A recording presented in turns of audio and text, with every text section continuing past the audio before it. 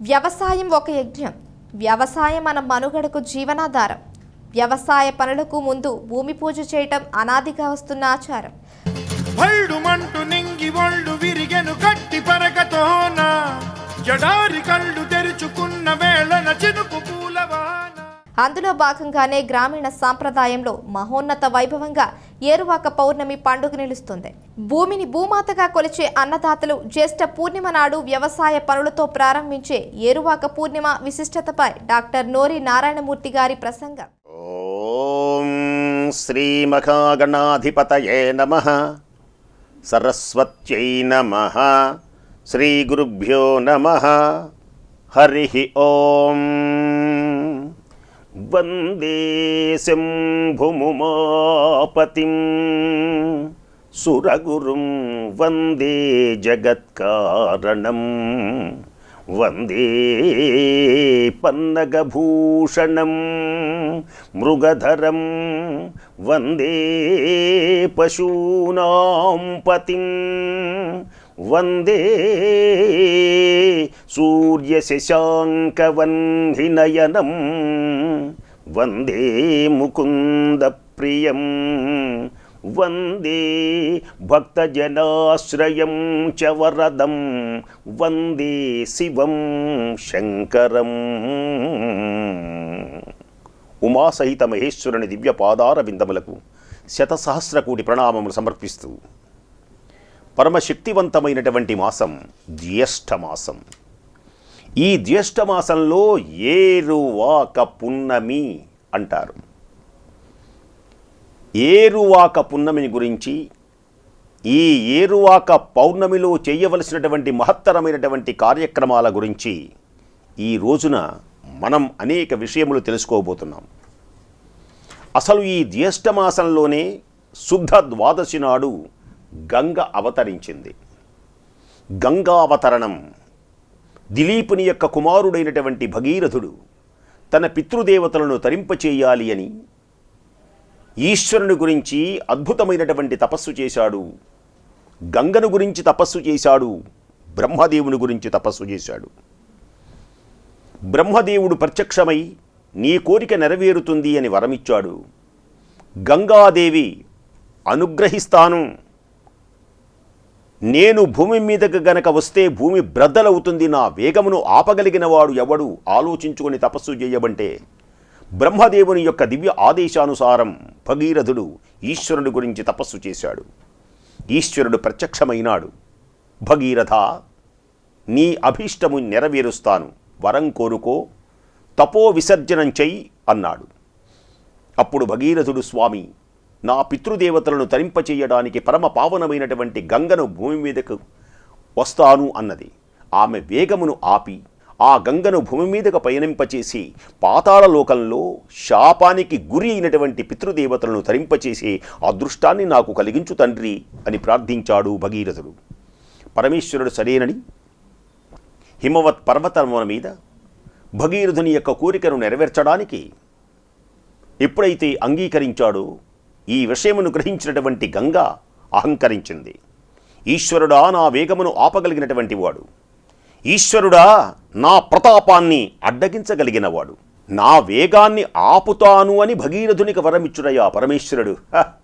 నేను తలుచుకుంటే కుల పర్వతాలను బ్రద్దలు చేస్తాను, మహావృక్షాలనైనా కూకటి వేళ్లతో సహా పెకలించి వేస్తాను, అనేకమైనటువంటి మహాప్రళయాన్ని తెప్పించగలిగినటువంటి నా వేగాన్ని ఈశ్వరుడో ఆపగలిగేది అని గంగ ఎప్పుడైతే అహంకరించిందో, అహంకార భంజనం అవశ్య కర్తవ్యం, అహంకార భంజనం అవశ్య కర్తవ్యం గ్రహించినటువంటి పరమేశ్వరుడు హిమవత్ పర్వతముల మీద ఎడమ కాలును ముందు నుంచి కరిచర్మాంబరధారుడై తన యొక్క కటి ప్రదేశమునందు 2 చేతులు అలా మోపి, అలా వామపాదమును ముందుకు అలా మోపి జడలు విదిలించి అహంకారముతో కూర్చినటువంటి గంగ రాకకై నిరీక్షిస్తూ ఉన్నాడు మహానుభావుడైనటువంటి ఈశ్వరుడు. గంగ యొక్క వేగాన్ని ఆపాలి అని భావించి గంగను ఆహ్వానించాడు. ఈ జ్యేష్ఠమాసంలోనే శుద్ధ ద్వాదశి నాడు ఈ గంగావతరణం జరిగింది. పరమ పావనమైనటువంటి గంగ శివుని యొక్క జడలలో ఇరుక్కుపోయింది. అద్భుతమైనటువంటి గంగ ఏడు పాయలుగా చీలి 3 తూర్పున 3 పడమటకు ఒక పాయ భగీరథుని వెంట వెళ్ళి జాహ్నవి అయి పాతాళలోకమునకు వెళ్ళి పితృదేవతలను తరింపచేసింది గంగ. ఈ 3 పేర్లతో పిలిచేటువంటి ఆ దివ్యమైనటువంటి గంగ ఆనంద పారవస్యంతో ఉదయించినటువంటి పుణ్యమైనటువంటి రోజులే ఈ పుణ్యమైనటువంటి శుద్ధ ద్వాదశి, ఈ పౌర్ణమి తిథులే. వీటిని ఏరువాక పౌర్ణమి కూడా అని అంటారు. గంగావతరణం జరిగినటువంటి పుణ్యమైనటువంటి ప్రదేశం. నదులలో అత్యంత శ్రేష్టమైనటువంటిది గంగ. ఈ గంగ దివ్యమైనటువంటి ప్రదేశములలో ఒకవేళ గంగ మీకు దొరకకపోతే మీరు బావుల దగ్గర కానీ నదుల దగ్గర కానీ మరొక నీళ్ల ప్రదేశంలో కానీ స్నానం చేసేటప్పుడు గంగ యొక్క స్మరణ చేసినట్లయితే ఆ గంగలో స్నానం చేసినంత పుణ్యం కలుగుతుంది. ఈ ఏరువాక పౌర్ణమి రైతులకు అత్యంత ప్రీతికరమైనటువంటిది. ఏరువాక పౌర్ణమి ప్రత్యేకించి రైతుల యొక్క పండుగ. ఏరువాక సాగాలో రన్నో చిన్నన్న. ఈ ఏరువాక యుగయుగముల నుంచి జ్యేష్ఠ పూర్ణమి నాడు సాగుతూ ఉంటాయి. నల్లని మేఘాలు ఒక్కసారి అలా కమ్ముతున్నటువంటి వేళ అద్భుతమైనటువంటి చెంగున ఎగిరేటువంటి ఆ గిత్తలను చూసుకుంటూ ఆవుని పూజిస్తారు ఈ రోజున, ఎద్దుల్ని పూజిస్తారు ఈ రోజున, భూమిని పూజిస్తారు ఈ రోజున. భూమిని నమ్ముకున్నటువంటి రైతులు మమ్ముగన్న తల్లిరా భూదేవి, మమ్ముగన్న తల్లిరా భూదేవి, ఆపైన దయజూపు శ్రీదేవి. నన్ను నమ్ముకున్నటువంటి వారికి నేను సకల సంపదలు కలిగిస్తాను అని భూదేవి పలుకుతుంది. ఈ రోజునే అమోఘమైనటువంటి గోవులు పశు సంపద అభివృద్ధి చెందాలి, గోవులు అభివృద్ధి చెందాలి యుగయుగములలో కూడా. అందుచేతనే శ్రీకృష్ణ పరమాత్మ కూడా గోవుని పూజించేవాడు. గోవు యొక్క మహిమను వినండి ఏరువాక పూర్ణమి నాడు. వృషభము యొక్క మహిమను వినండి ఈ ఏరువాక పూర్ణిమ నాడు. రైతుల యొక్క దివ్య మహిమను వినండి ఈ ఏరువాక పూర్ణిమ నాడు. రైతుల యొక్క సంబరాలు, ఈ చేలో పనిచేసేటువంటి విధానాలు ఈ ఏరువాక పౌర్ణమి నాడు మనం చూసేటువంటి అద్భుతమైనటువంటి ఈ రహస్యాలను ఈనాడు చక్కగా వినండి. గోమాతను అర్చించండి. గోవు అగ్నిమయం, గోవుని పూజించండి. గోవు దేవమయం, గోవు అమృతమయం. గోవు దీనినే సురభి అని పిలుస్తారు, దీనినే కామధేనువు అని పిలుస్తారు. ఈ భూమండలంలో ఎన్ని పుణ్యక్షేత్రాలు, ఎన్ని నదీ నదములు ఉన్నవో అన్ని పుణ్యక్షేత్రాలు, అన్ని నదములలో స్నానము చేసిన దివ్యమైనటువంటి ఫలం, భూమండలం మొత్తం ప్రదక్షిణం చేసిన ఫలం గోమాతలో ఉంటుంది. గోమాత పలుకుతుంది. అలాంటి పుణ్యమైనటువంటి ఏరువాక పౌర్ణమి నాడు గోమాతను అర్చిస్తారు, వృషభములను అర్చిస్తారు. ముందు మీకు గోమాత గురించినటువంటి విశేషములు చెబుతున్నానన్నమాట. గోమాత కొమ్ములు కూడా 33 కోట్ల మంది దేవతలు తీర్థములు నివసించి ఉంటారు. నుదుటన సాంబశివుడు ఉంటాడు. అలాగే ముక్కుయందు సుబ్రహ్మణ్యేశ్వర స్వామి వారు ఉంటారు. చెవులయందు అశ్వనీ దేవతలు ఉంటారు. నేత్రములందు సూర్యచంద్రులు ఉంటారు. గోవు యొక్క నాలుక యందు వరుణదేవుడు ఉంటాడు.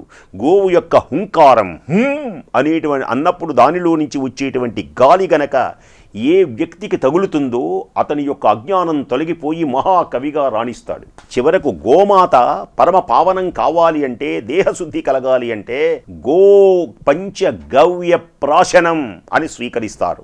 ప్రతిష్టలు అంటే శాశ్వతమై కొన్ని వేల సంవత్సరాలు ఈ భూమి మీద ధర్మం నిలబడడానికి కొందరు ఆలయాలు, కొందరు సత్రాలు నిర్మిస్తారు.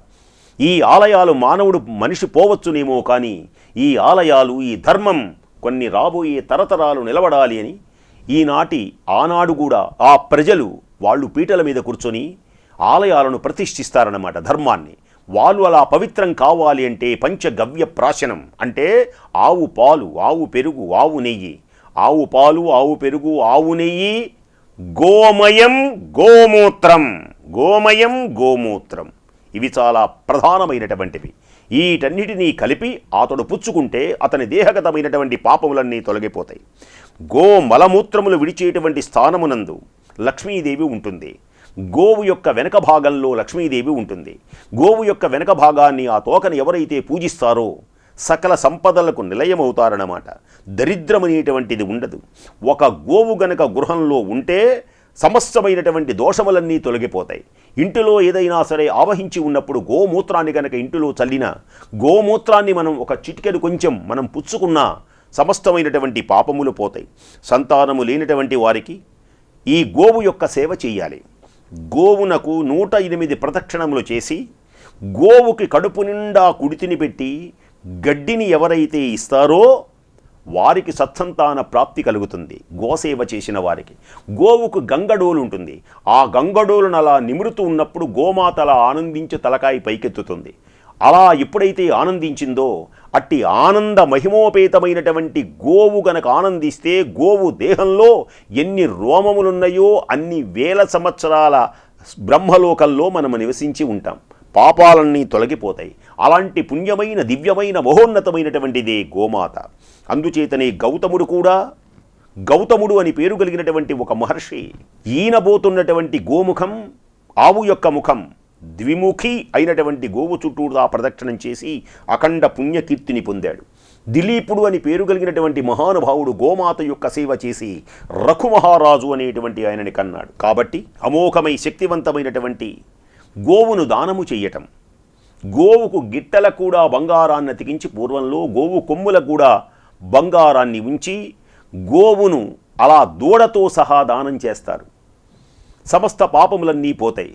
నరకంలో మనం పడబోతున్నప్పుడు ఆ యమధర్మరాజు తీసుకెళ్తున్నప్పుడు వైతరణి అని పేరు కలిగినటువంటి చీము నెత్తులతో వేలాడుతున్నటువంటి ఆ నరకముతో ఉన్నటువంటి దానిని తప్పించాలి అంటే గోవే తప్పిస్తుంది. మృత్యుకాలమున గోమాతను ఎవరైతే సేవిస్తారో బ్రహ్మలోకం కలుగుతుంది. అంతేకాకుండా గోదానము గనక చేసినట్లయితే భూమండలం మొత్తం కూడా దానం చేసినటువంటి అఖండమైనటువంటి పుణ్యఫలం కలుగుతుంది. అందుచేతనే ఈ జ్యేష్ఠ పూర్ణిమ నాడు అంటే ఏరువాక పూర్ణిమ నాడు గోదానములు చేస్తారు. పుణ్యప్రదేశములు గోవును వరుసగా 1 సంవత్సరం పాటు చక్కగా ఎవరైతే సేవిస్తారో సకల శుభములు కలుగుతాయి. ఆవు యొక్క పాలును దానం చేసిన, ఆవు యొక్క పెరుగును దానం చేసిన, ఆవు యొక్క నెయ్యిని దానం చేసిన అతడికి సమస్తమైనటువంటి పాపములు తొలగిపోయి అఖండ పుణ్య ఫలం కలుగుతుంది. గోవుని కటిక వాళ్ళకి అమ్మకూడదు. అలా అమ్మినటువంటి వారు రవురవాది నరకాల పాలవుతారు. కాబట్టి గోవు అమోఘమై శక్తివంతమైనటువంటి ఈ బహుళ కార్తీక మాసంలోనే కాక ఈ జ్యేష్ఠ మాసంలో కూడా దివ్యమైనటువంటి గోమాతను అర్చించి ఇక వృషభమును అర్చిస్తారు. ఈ గోమాతకే వృషభములకు వివాహములు జరిపించి రెండిటిని అలా వదులుతారు. ఒక వృషభాన్ని వృషభం నందీశ్వరుడు అంటారు. ఈ ఎద్దులు చాలా గొప్పవి, రైతులకు ప్రధానమైనటువంటివి. గోవు ఎలా మనకు పాడిని ఎలా ఇస్తుందో ఈ గోవు యొక్క సంతానానికి ప్రధానభూతమైనటువంటిది వృషభం. అందుచేతనే దీనిని ఆబోతు అని కూడా అంటారు. దీనిని అలా వివాహం చేసి ఒక ఆబోతును ప్రతి గ్రామంలో అలా వదులుతారు. సంతాన అభివృద్ధికై ఈ వృషభం చక్కగా మనకు ఉపయోగిస్తుంది. అలాంటి శ్రేష్టమైనటువంటి వృషభం, ఈ వృషభములే రైతులకు ప్రధాన భూమిక వహిస్తుంది. ఇప్పుడైతే ట్రాక్టర్లు ఇలాంటివి వచ్చినాయి, ఇప్పటికి కూడా ఇవ్వేళ్ట ఎన్ని ఆధునికమైన ఉన్నా ఆ ఎద్దులు, ఆ వృషభాలను చూసి మురిసిపోతారు రైతులు.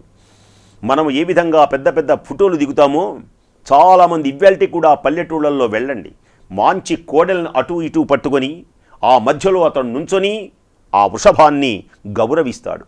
వృషభాన్ని అంతేకాదు, ఈ వృషభాన్ని విశేషమైనటువంటి పూజలు చేస్తారు. ఈ ఏరువాక పౌర్ణమి నాడు రైతుల పండగ ఉదయముననే చెయ్యవలసినటువంటిది. రైతులు ఏం చేస్తారు అంటే చెయ్యవలసింది కూడా ఇదే. ఉదయముననే లేచి చక్కగా స్నానం చేసుకొని ఆ వృషభములను చక్కగా కడిగి ఆ వృషభములను అలంకరించాలి. అత్యద్భుతమైనటువంటి ఆ ముందు గాని వెనక అవన్నీ చక్కగా అద్భుతంగా వృషభములను అలంకరించుతారు, కడుగుతారు. ఇవి కాక కొమ్ములకు రంగులు వేస్తారు. ఏరువాక పౌర్ణమి నాడు ఆ కొమ్ములకు రంగులు తగిలిస్తారు. దానికి చిన్ని గంటలు కడతారు, గజ్జెలు కడతారు. వృషభాన్ని అలంకరింపచేస్తారు. ఆహా, ఏమి ఆ వృషభం! ఈ వృషభం గాని ఆవు గాని ఈ ఏరువాక పౌర్ణమి నాడు రైతులు ఎద్దులను గౌరవిస్తారు. ఎద్దులను చక్కగా కడుగుతారు, కొమ్ములకు రంగులు వేస్తారు, గంటలు మొదలైనటువంటివన్నీ చేసి గజ్జెలు కూడా కట్టి అలంకరింపచేస్తారు. ఎద్దులను గనక కట్టివేస్తే ఆ కట్టివేసేటువంటి గాడి ఉంటుంది, గోష్టము అంటారు. ఆ ఎద్దులకు ఒక ప్రత్యేకించినటువంటి ఒక ఇల్లులాగా, ఒక పందిరిలాగా వేస్తారు. చక్కని ఒక గోష్టం అంటే ఒక ఇల్లు అన్నమాట.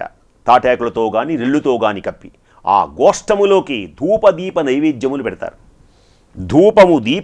ధూపములు వేస్తారు. ఆ ఎద్దుకు ఏ విధమైన అపకారం జరగకూడదు. ఇది శివుని యొక్క వాహనం. శివుడే పంపించాడు ఈ భూలోకంలోకి. శివుడు నిరంతరం దాని మీదనే విహరిస్తాడు.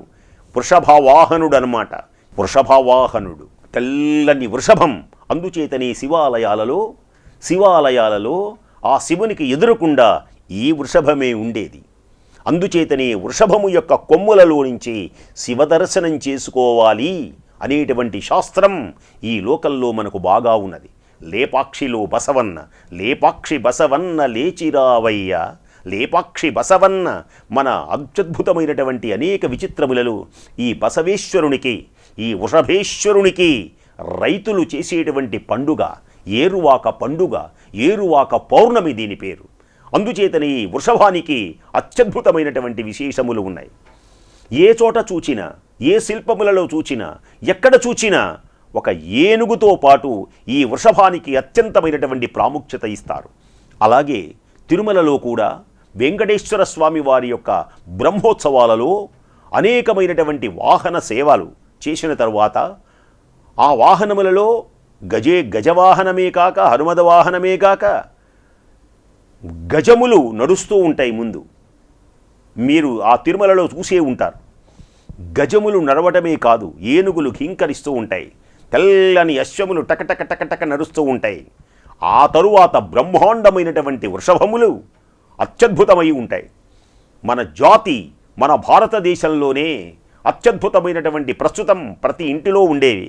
ఈవేళ ఒంగోలు జాతి గిత్తలు చాలా గొప్పవి అంటారు. ఎంతటి దౌర్భాగ్యం నడుస్తున్నది అంటే దేశంలో మన ఒంగోలు జాతి గిత్తలని తీసుకొని వెళ్ళి బ్రెజిల్ తీసుకొని వెళ్ళి ఆ బ్రెజిల్ ఎద్దు అని వాళ్ళు ప్రకటించుకుంటుంటే మనము చూస్తూ ఊరుకుంటున్నాము అంటే ఎంత ఘోరం. మన ఎద్దుని ఎక్కడికి తీసుకొని వెళ్ళి బ్రిటిష్ వాళ్ళు మహా తెలివిగల వాళ్ళు మన చేతనే మనల్నే మోసం చేస్తారు కదా అనడానికి ఎన్నో ఉదాహరణలు. మన వస్తువులని అక్కడికి తీసుకొని వెళ్ళి వాళ్ళ వస్తువులుగా ప్రకటించుకుంటారు. మన శాస్త్రజ్ఞుల్నే వాడుకొని వాళ్ళ శాస్త్రజ్ఞులుగా ప్రకటించుకుంటుంటారు. ఎన్ని విశేషములలో. అందుచేతనే దిట్టమైనటువంటి ఆ బలిష్టమైనటువంటి ఆ వృషభములను మనం పూజ చేస్తాం. చక్కగా ధూపదీపములను, ఆ గాడిని అంటే ఎద్దులు ఎక్కడ కట్టేసి ఉంటావో ఆ గాడి దగ్గర ధూపం, దీపం వాటికి చక్కగా అలంకరించి పసుపు కుంకుమలతో అలంకరిస్తారు. పసుపు అనేది శుభం, కుంకుమ అనేది శుభం. ఏ శుభకార్యములకైనా పసుపు కుంకుమలు కొబ్బరికాయ లేకుండా అసలు శుభకార్యములే జరగవు. అందుచేతనే వృషభములను పసుపు కుంకుమలతో అర్చిస్తారు. ఏరువాక పౌర్ణమి నాడు రైతులు ఎద్దులకు పొంగలి పెడతారు. బాగా సాయంకాలం వేళ అత్యద్భుతమైనటువంటి నాగలి. ఈ నాగలి బలరాముడు నాగలినే ఆయన ఆయుధముగా కలిగినవాడు. శ్రీకృష్ణుడు ఏ విధముగా చక్రం ఆయుధమో, రాముల వారికి ఏ విధంగా కోదండము ఆయుధమో, పరశురాముడికి గొడ్డలి ఏ విధముగా ఆయుధమో, బలరాముడికి నాగలి ఆయుధం. ఆ నాగలిని చూడండి, ఆ నాగలి వైభవాన్ని వినండి. ఏరువాక పౌర్ణమి నాడు చేసేటువంటి ఎద్దులతో అలంకరింపబడేటువంటి వృషభములను అలంకరింపబడేటువంటి ఆ అలంకారాన్ని తిలకించండి. ఆ నాగలిని చూడండి, ఆ అత్యద్భుతమైనటువంటి నాగలి. ఆ నాగలిని కడుగుతారు, ఎర్ర మట్టి పట్టెలతో అలంకరిస్తారు. నాగలిని ఎద్దులను ఊరేగింపుగా పొలం దగ్గరకు తీసుకొని వెళతారు. ఆ సమయముననే రైతుల యొక్క భార్య గృహిణి చక్కగా అలంకరించుకొని జడ వేసుకొని పూలు పెట్టుకొని బొట్టు పెట్టుకొని ముత్తైదువుగా ఎదురు వచ్చి ఒక గంపలో నవధాన్యాలు తీసుకుంటుంది. గంపలో ఆ గంపను కూడా వెదురుతో అల్లినటువంటి గంప. ఆ గంపకు పసుపు కుంకాలు రాసి చక్కగా దానిలో నవధాన్యములు పోసుకొని అలా చేనికి తీసుకొని ఎదురు వెళుతూ ఉంటుందన్నమాట. దీని పేరే దుక్కి దున్నటం అంటారు. దీని పేరే పొలం దున్నటం అంటారు. ఈ రోజునే మొట్టమొదటగా ఇంతవరకు పైర్లన్నీ పూర్తయిపోయి ధాన్యమంతా వచ్చిన తరువాత ఇక పొలాన్ని శుభ్రం చేసుకోవాలి కదా. భూమాత కదా, ఏ మాత, హే భూమాత, నిన్నే నమ్ముకొని ఉన్నాను, నీవు నాకు శుభములు కలిగించు అని ఏ విధమైనటువంటి విఘ్నములు కలగకుండా ఉండడానికి ఆ చేలోనే ఒక తమలపాకును కానీ ఆకును తీసుకొని దానిలో పసుపు ముద్ద చేసుకొని బొట్టు పెట్టుకొని దానికి చక్కగా చేసి భూమాతకు అలా ఒక్కసారి అలా పసుపు కుంకాలు చల్లి తన భార్య ఎదురు వస్తూ ఉండగా గంపలో నవధాన్యములను తీసుకొని చక్కగా పొలం దున్నేటువంటి రోజే ఏరువాక పౌర్ణమి అంటారు దీని పేరు. ఏరువాక పౌర్ణమి రోజున అత్యద్భుతమై ఆనందకరమైనటువంటి విశేషమైనటువంటి రోజు ఇది. విశేషమైనటువంటి చక్కగా ఈ రోజున పొలము దున్నుతారు.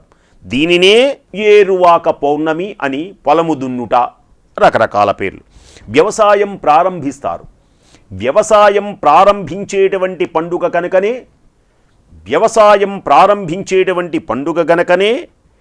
ఇది ప్రత్యేకించి ఇది రైతుల పండుగ అని తెలియజేయటం జరిగింది.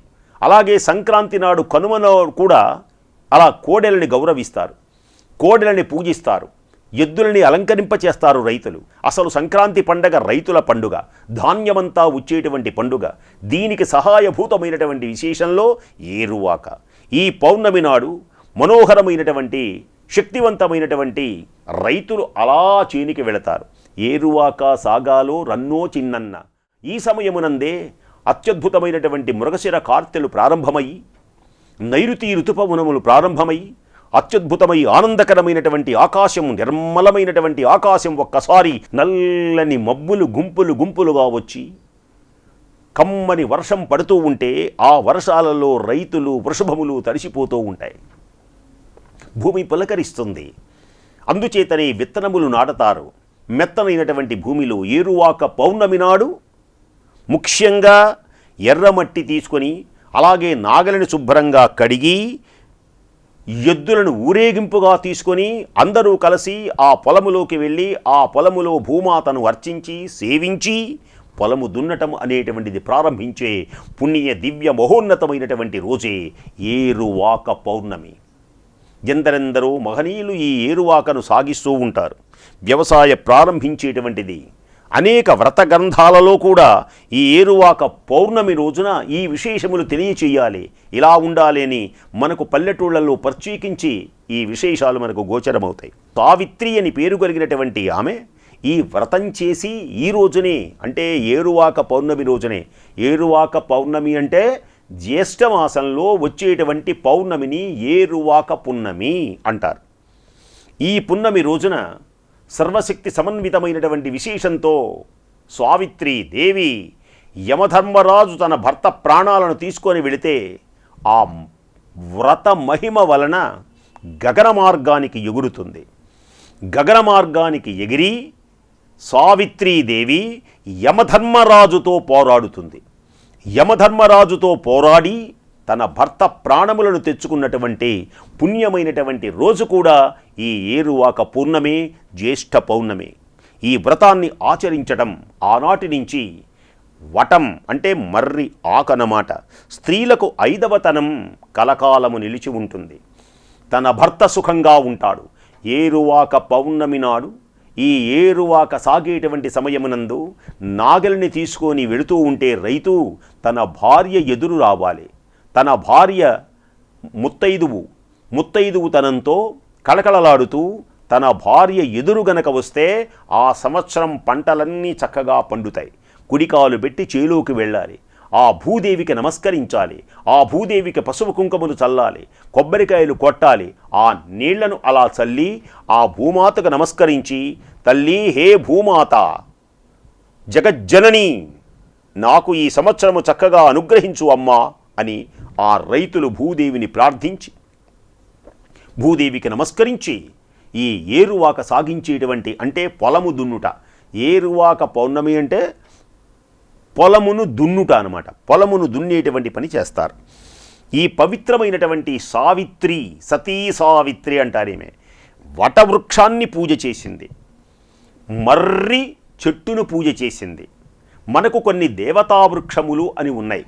అవి రావి చెట్టు, వేప చెట్టు, జమ్మి చెట్టు, జువ్వి చెట్టు, వటవృక్షం అంటే మర్రి చెట్టు, అలాగే ఆరె చెట్టు. ఆరె చెట్టు పిడుగు, ఆరె చెట్టు మీద పిడుగు పడదు. ఆ పిడుగులు పడేటప్పుడు కనుక ఆరె చెట్టు కిందకు వచ్చి అర్జున, ఫల్గుణ, పార్థ, కిరీటి అని కనుక మనం పెద్దగా అంటే ఆ శబ్ద తరంగానికి ఆర్య వృక్షము యొక్క దివ్య శక్తికి పిడుగులు దూరంగా వెళ్ళిపోతాయి. అలాగే రావి చెట్టు సంతాన ప్రాప్తిని కలిగిస్తాయి. వేప చెట్టు మహాలక్ష్మిగా ఉండి సమస్తమైనటువంటి రోగములన్నీ తొలగించేటువంటి శక్తి వేప చెట్టుకు ఉంటుంది. అలాగే బిల్వవృక్షం, బిల్వవృక్షాన్ని కూడా మనం పూజ చేసే అలవాటు ఉన్నది. బిల్వవృక్షము అంటే మారేడు దళం, సంపద కలిగించేటువంటిది బిల్వవృక్షం. దేనికని అంటే ఈ బిల్వవృక్షము ఎంత గొప్పది అంటే పువ్వు లేకుండా కాయ వచ్చే చెట్టు ఇదే. పువ్వు అన్నిటికీ పూలు వస్తాయి, పూలు వచ్చిన తర్వాతనే కాయలవుతాయి. కానీ మారేడు వృక్షం, బిల్వ దళం, బిల్వ వృక్షం పువ్వు లేకుండా కాయ వస్తుంది. దీనికి 3 ఆకులు ఉంటాయి. అందుచేతని త్రిదళం త్రిగుణాకారం త్రినేత్రం చ త్రియాయుషం త్రిజన్మ పాప సంహారం ఏక బిల్వం శివార్పణం. 3 జన్మల పాపములు తొలగించే అలాగే పవిత్రమైనటువంటి మహావృక్షములలో వటవృక్షం గొప్పది. అందుచేత ఈ వటవృక్షాన్ని దీక్షతో పూజించింది సావిత్రీ దేవి. దీనిని శక్తివంతమైనటువంటి వట సావిత్రి వ్రతం అనేటువంటి పేరుతో అత్యద్భుత శక్తివంతమై మహోన్నతమైనటువంటి విధంగా ఆరాధించే పుణ్యమైనటువంటి రోజే ఈ ఏరువాక పౌర్ణమి, జ్యేష్ఠ పౌర్ణమి. ఈ జ్యేష్ఠ పౌర్ణమి ఏరువాక పౌర్ణమి నాడు సావిత్రీదేవి తన యొక్క పతి యొక్క ప్రాణములను రక్షించుకున్నటువంటి చిహ్నంగా ఈ 5వ తనం కోసం చేసేటువంటి పుణ్యమైనటువంటి వ్రతం ఈ రోజున చేస్తారు. ఈనాటి సాయంకాలం వేళ అంటే ఏరువాక పౌర్ణమి, ఏరువాక పున్నమి రోజున ఏరువాక సాగించడమే కాక సాయంకాలం వేళ 5 ముత్తైదువులకు పసుపు కుంకుమలతో తాంబూలమును ఉంచి దానిలో పోక చెక్కలు ఉంచి దానిలో మామిడి పండుతో సహా ఎవరైతే ముత్తైదువుకు దానం చేస్తారో ఆమెకు 5వ తనం ఉంటుంది. స్త్రీలు ఈ వ్రతాన్ని ఆచరించడం తమ భర్తను రక్షించుకోవటమే 5వ తనం. ముత్తైదువ 5వ తనం అంటే ఏమిటి? ముత్తైదువ అంటే ఏమిటి? 5వ తనం అంటే ఏమిటి? మొఖాన బొట్టు, చేతికి గాజులు, 5 వస్తువులు ఆమె ఒంటి మీద ఉంటవే గనక ఆమె పవిత్రురాలు. ఇవి ఎట్టి పరిస్థితుల్లో కూడా తీయకూడదు. తీయటం అశుభం. కొందరు తీసేయి అంటారు. ఇది అశుభం. ఇది మన సంప్రదాయం కానే కాదు. ఎవరైనా బొట్టు తీసేయండి అని మీకు కనుక ఎవరైనా చెబితే ఇది మనది కాదు. ఎక్కడో ఏ దేశంలోనో ఎందుకు పుట్టిందో తెలియదు. అది మనకు తెలియకుండానే మన మీద రుద్దుకోవటం, ఎక్కడో ఉన్నటువంటి దాన్ని ఆచారాలు మనకు సంప్రదాయాలని నాశనం చేసుకోవటం ఇది మూర్ఘత్వం. కాబట్టి మన సంప్రదాయం ఏమిటి అంటే దేనికని పసుపు కుంకుమలను 5వ తనం నిలబడడానికి 5వ తనము అంటే ఏమిటి? 5వ తనం అంటే 5 వస్తువులు ఆ స్త్రీ ఒంటి మీద ఉంటాయి. 1 మొఖాన బొట్టు, 2 చేతికి గాజులు, నల్ల పూసలు, మంగళసూత్రం, అలాగే దివ్యశక్తివంతమై మహోన్నతమైనటువంటి విశేషములలో కాలికి మట్టెలు. మొఖాన బొట్టు, చేతికి గాజులు, నల్ల పూసలు, మంగళసూత్రం, కాలికి మట్టెలు, ఇవి 5వ తనం అంటారన్నమాట. పరమ పావనమై శక్తివంతమైనటువంటి మహోన్నతమైనటువంటిది ఈ ఏరువాక పౌర్ణమి. ఇంకొక విశేషం ఏమిటి అంటే మేఘములన్నీ గొప్పున వచ్చేటువంటి పుణ్యమైనటువంటి రోజులు ఇవే. రైతులకు ఇష్టమైనటువంటి రోజులు ఇవే. రైతే గనక లేకపోతే ఈ లోకమునకు మార్గమే లేదు. అందుచేతనే ఈ భూమిని దున్నుట, ఈ భూమిని నమ్ముకొనుట చాలా కాలం నుంచి ఆచారం. భూమిని నమ్ముకున్నటువంటి వ్యక్తి ఈ భూమి గనక లేకపోతే, సస్యశ్యామలమై ప్రకాశించేటువంటిది గనక లేకపోతే మానవ ప్రగతియే లేదు. అందుచేతనే పురాణములలో కానీ సమస్తమైనటువంటివి పాడి పంటలతో సదా అభివృద్ధి చెందాలి. నమక చమకములు అని ఉన్నాయి. ఓం శంచమే మయశ్చమే అనుకామశ్చమే కామశ్చమే సౌమనసశ్చమే. వేదం కూడా ఏం చెబుతుంది? ముఖ్యంగా చతుష్పాదములు, 4 పాదములతో ఉన్నటువంటి జంతువులు, అంటే ఇవి మామూలు వ్యక్తులు కాదు, ఇవి అభివృద్ధి చెందాలి. పాడి పంటలు అన్నారు. పాడి పంటలతో ఈ దేశం కళకళలాడాలి, సస్యశ్యామలమై వర్ధిల్లాలి. వందే మాతరం సుజలాం సుఫలాం మలయజ శీతలాం సస్యశ్యామలాం మాతరం వందే మాతరం. సస్యశ్యామలం అంటే ఏమిటి? కమ్మని భూదేవి అనుగ్రహంతో ఏరువాక పౌర్ణమి నాడు రైతులు చేసేటువంటి ఈ పొలము దున్నుట, వ్యవసాయమును ప్రారంభించుట అనేటువంటిది చేసినప్పుడు, ఆ పైర్లు చక్కగా వేసినప్పుడు విత్తనము విసరిసరి చల్లుకో, చక్కగా కోండ్ర వేసుకో, ఏ చాలు తప్పకుండా కోండ్ర వేసుకో, ఆ దానిలో చక్కగా విత్తనము విసరిసరి చల్లుకో. ఆ విత్తనాలు చల్లి ఆ విత్తనాలు చక్కగా ఎదిగి కమ్మని పైర్లు ఉంటవే ఊగుతూ గాలికి, అది సస్యశ్యామలం. సస్యశ్యామలాం మాతరం వందే మాతరం. పరమ పావనమై శక్తివంతమైనటువంటిది భూమి. ఈ భూమిలోనే నవధాన్యములు పండుతాయి. ఆహార ధాన్యాలన్నీ ఇచ్చేది భూమి. అందుచేతనే భూమిని నమ్ముకోవాలి. భూమి యొక్క గొప్పతనం వేదములు వర్ణించునే. అందులో ముఖ్యంగా చమకల్లో, నమక చమకములలో ఈశ్వరుని యొక్క దివ్య వర్ణనలలో మహానుభావుడైనటువంటి ఈశ్వరుని యొక్క కృప వలన ఈ వృషభ రాజ్యములు అంటే 4 పాదముల మీదున్న గోవులు కానీ వృషభములు కానీ నిరంతరం అభివృద్ధి అవ్వాలి. ఎక్కడైతే ఆవు అలా తొక్కుతుందో, ఏ ప్రదేశములో ఆవు పాదం, వృషభ పాదం నడుస్తుందో ఆ ప్రదేశం పావనమవుతుంది. అందుచేతనే ఈనాటికి కూడా ఆవులను గృహప్రవేశాలలో ఎన్ని కోట్ల రూపాయలు పెట్టి ఇల్లు కట్టినా మొట్టమొదటగా నీ పాదమును పెట్టుకోకురా అన్నాడు. దేనికని? నీ పాదము నువ్వే సక్రమమైన వాడివో కాదో ఎవడికి తెలుసు. నీ పాదం అంత మంచిదో కాదో నీ మనస్సుకే తెలుసు. కాబట్టి నీకంటే కూడా పవిత్రమైనటువంటిది ఏది అంటే గోమాత. ఆ గోమాత యొక్క పాదమును అలా నిలుపు. గోష్పదం.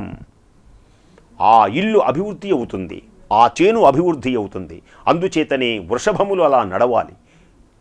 మనము లోగడ చెప్పుకున్నట్లుగా వెంకటేశ్వర స్వామివారి యొక్క దివ్య ఆలయ ప్రాంగణంలో కూడా స్వామివారిని ఊరేగించేటప్పుడు బలిష్టమైనటువంటి వృషభములు ముందు నడుస్తూ ఉంటాయి. దీనిని వృషభం. ఈ వృషభ నికేతనుడే ఈశ్వరుడు. అందుచేతనే ఈశ్వరుని యొక్క దివ్య సందర్శన మహాభాగ్యాన్ని నీవు పొందాలి అంటే ఈ వృషభమును గౌరవించాలి. వృషభము యొక్క కొమ్ముల యందు వేళ్ళు ఉంచి వెనక భాగాన్ని అలా నిమరాలి. అప్పుడు ఆ వృషభం అలా మన వైపు చూస్తాడు. ఈశ్వరుని వైపు ఎవ్వరి చూపు పడకుండా నందీశ్వరుడు అంటారన్నమాట. నందివాహన సమారూఢం భక్తానాంచ సురద్రుమం. నందివాహనాధీశుడైనటువంటి మహానుభావా నీకు నమస్కారం. వృషభం. అందుచేతనే శ్రీశైలంలో కూడా నీకు మోక్షం రావాలి అంటే శ్రీశైల శిఖరం దృష్ట్వా పునర్జన్మ న విద్యతే. మనము శిఖరం అని ఉంటుంది. శిఖరం. ఆ శిఖరానికి వెళ్ళి అక్కడ నందీశ్వరుడు ఉంటాడు. ఆ నందీశ్వరుని యొక్క కొమ్ములలో నుంచి శ్రీశైలము యొక్క దివ్యమైనటువంటి శిఖరమును చూడాలి. అప్పుడు మోక్షం కలుగుతుంది. అలాంటి పుణ్యమైన దివ్యమైన మహోన్నతమైనటువంటి సమయమే ఏరువాక పౌర్ణమి. ఈ ఏరువాక పౌర్ణమి జ్యేష్ఠ పౌర్ణమి అని పేరు. ఇది రైతుల యొక్క పండుగ. ఈనాడు రైతులు ఉదయముననే లేచి ఎద్దులను చక్కగా కడిగి శుభ్రమైనటువంటి విశేషంతో వ్యవసాయమును ప్రారంభించే సుందర మహోన్నత అద్భుతమైనటువంటి పండుగయే ఏరువాక పౌర్ణమి. ఇట్టి ఏరువాక పౌర్ణమి నాడు ముఖ్యంగా ఆ వృషభములను గౌరవించుట, పొలమును దున్నుట, ముత్తైదువులు ఎదురువచ్చుట. ఈ ముత్తైదువులు ఈ రోజున 5 ముత్తైదువులకు చక్కగా తాంబూలమును ఇచ్చి పశు కుంకుమలు ఇచ్చి ముత్తైదువులను గౌరవించుట. ఇన్ని సంప్రదాయములతో కూర్చి మానవులందరూ సుఖ సంతోషములై ఈ సంవత్సరం అందరూ ఏరువాక పౌర్ణమి ఆ ఈశ్వరుని యొక్క దివ్య కృపా కటాక్ష వీక్షణములచే భూదేవి యొక్క దివ్య అనుగ్రహంతో సస్యశ్యామలమై పాడి పంటలతో అత్యద్భుతంగా ఈ రైతులందరూ వర్ధిల్లి ఈ లోకము సుఖశాంతవంతముగాక అని ప్రార్థిస్తూ దివ్యమైనటువంటి గోమాతకు, వృషభరాజమునకు, ఈశ్వరునకు నమస్సుమాంజలుడు సమర్పిస్తూ ఓం ఉమాకాంతాయ కాంతాయ కామితార్థప్రదాయినే శ్రీగిరీశాయ దేవాయ మల్లినాథాయ మంగళం.